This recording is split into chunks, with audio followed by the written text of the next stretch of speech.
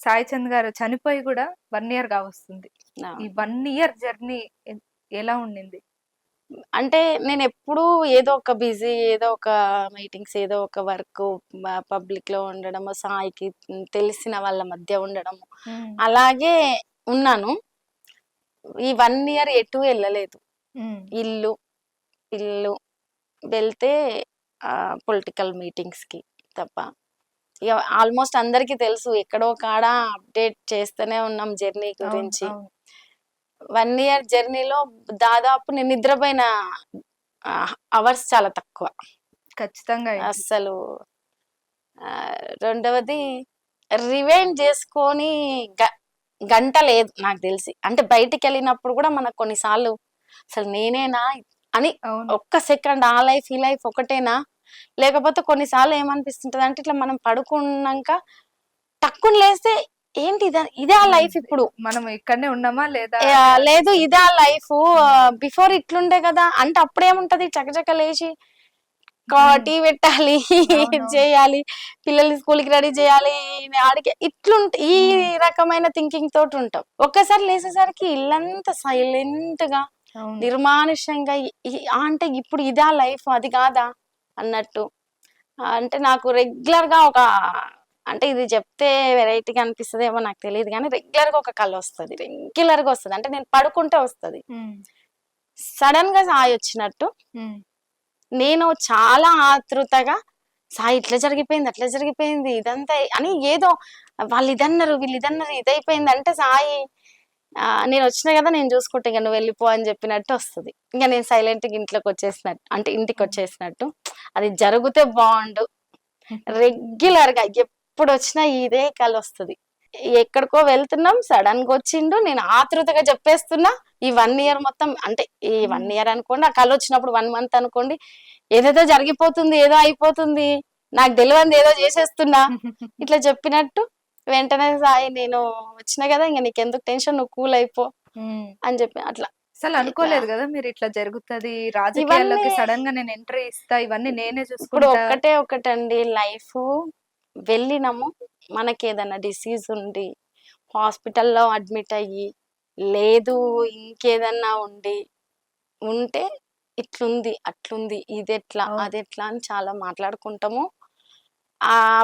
కొంత అంటే మన మైండ్ గూడా ఆహా! ఇదొచ్చింది గదా! ఇట్లుంది గదా! అట్లా ఉంటదేమో తెలీదు నాకు. హ్మ్. బట్ వెళ్ళినము నవ్వుతూ, నవ్వుతూ సంతోషంగా క్యాజువల్‌గా వండుకుంటూ ఒకటే ఒక్క నిమిషంలో ఇది జరిగిపోయింది అనంగానే ఎంత తారుమారైతది లైఫు. అసలప్పుడు ఎట్లా సిట్యుయేషన్ ఎట్లా ఫేస్ చేసిండ్రు? అది ఇప్పుడు అర్థం కావట్లేదండి ఎట్లా ఫేస్ చేశానో. నిజంగా చెప్పాలంటే ఇప్పుడు నాకు ఆ రోజు ఏం జరిగింది, ఏంటి కూడా జరిగింది దాని తెలుసు గానీ, అది జరిగింది నాకేం బ్లాంక్ మైండ్‌లో మొత్తం కూర్చోలేదు. బ్లాంక్ ఉంటది. ఏది కూర్చుందంటే ఆఫ్టర్ నేనేం చేస్తున్నది, బిఫోర్ ఏం చేసింది. హ్మ్. అంతే. బిఫోర్ నేనెట్లున్నా సాయితోటి నా లైఫ్ మెమోరీస్ అన్నీ. హ్మ్.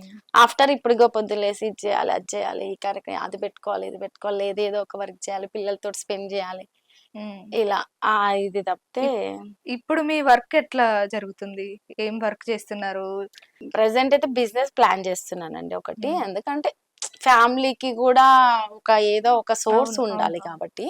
ఇగ పొలిటికల్ జర్నీ హ్మ్. అపోజిషన్ పార్టీ మా పార్టీ అవును. బీఆర్ఎస్ అవును. పార్టీలో ఉండి కొట్లాడుతున్నాం, కొట్లాడతాం. రేపు కొట్లాడుతూనే ఉండండి. ఖచ్చితంగా పార్టీ అధికారంలోకొస్తది. ఇప్పుడే హ్మ్. వ్యతిరేకత గూడా పెద్ద ఎత్తున స్టార్ట్ అయినట్టు బయట కనబడుతుంది. హ్మ్. నేననడం కాదు విలేజ్‌లలోకెళ్తే పబ్లిక్ అంటున్నారు. అదే పిల్లలు అడుగుతుంటారా? అంటే స్పెసిఫిక్‌గా పిల్లలు ఇట్లా, ఇట్లా అని పాయింట్ జేసి అడగరు గానీ, ఇగ ప్రతి సందర్భంలో మా ఇంట్లో నా నోటి నుంచి సాయి అనే వర్డ్, పిల్లల నోటి నుంచి నానే అనే వర్డ్ డేకొక 10 సార్లొస్తది మేమందరం ఉంటే. కామన్‌గా. హ్మ్. ఇగో నాన్నకి కర్రీస్ అట్లా. అవునవును. ఇది అని అది కామన్‌గా అంటే నేననడం అని గాదు, పిల్లల నోటి పిల్లలు నుంచి గూడా వస్తది. ఏదైనా అలవాటైపోయింది. డ్రెస్ ఏసుకున్నప్పుడు ఇది నాన్నకి అట్లా. హ్మ్. అన్‌ఎక్స్‌పెక్టెడ్‌గా వాళ్ళు అది అనేస్తూనే ఉంటారనమాట. హుహు. ఈ యానివర్సరీకి ఎన్ని ఇయర్స్ అయింది మీ మ్యారేజ్ అయ్యి? 12 ఇయర్స్ 12 అయిపోయిందండి. ఇయర్స్. 12 ఇయర్స్. 11 ఇయర్స్ కలిసి ఉన్నారు. 12 ఇయర్స్ కంప్లీట్ అయింది. మొత్తం 12 ఇయర్స్ కంప్లీట్ అయింది. మేము ఆ 12 ఇయర్స్ మా మొత్తం జర్నీ 22 ఇయర్స్. 22 ఒక ఇయర్స్ ఫ్రెండ్‌గా స్టార్ట్ అయితే, పరిచయం నుంచి స్టార్ట్ అయితే అవును. 22 లవ్ ఇయర్స్. మ్యారేజ్.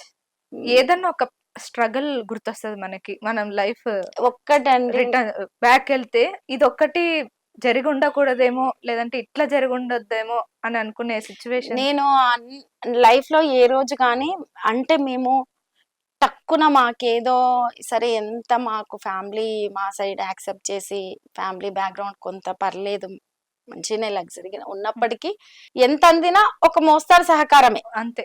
ఎవరి లైఫ్ కైనా. అది కూడా ఎప్పుడు ఆఫ్టర్ మ్యారేజ్. బిఫోర్ మ్యారేజ్ ప్రతి స్ట్రగుల్ ని ఎందుకో సాయి నేను ఏ రోజు స్ట్రగుల్ గా ఫీల్ కాలే. అంటే మనం దాన్ని ఎంజాయ్ చేస్తాం స్ట్రగుల్ ని కూడా. అంటే స్ట్రగుల్ లో కూడా చిన్న సక్సెస్ ని చూసాం. అవును. కాబట్టి నాకు అదేం పెద్ద స్ట్రగుల్ కనిపించలే. కానీ నాకు పదే పదే అనిపించేది ఏంటంటే నేను ఆ టైంలో పక్కనే ఉండి కూడా నేను కాపాడుకోలేదా.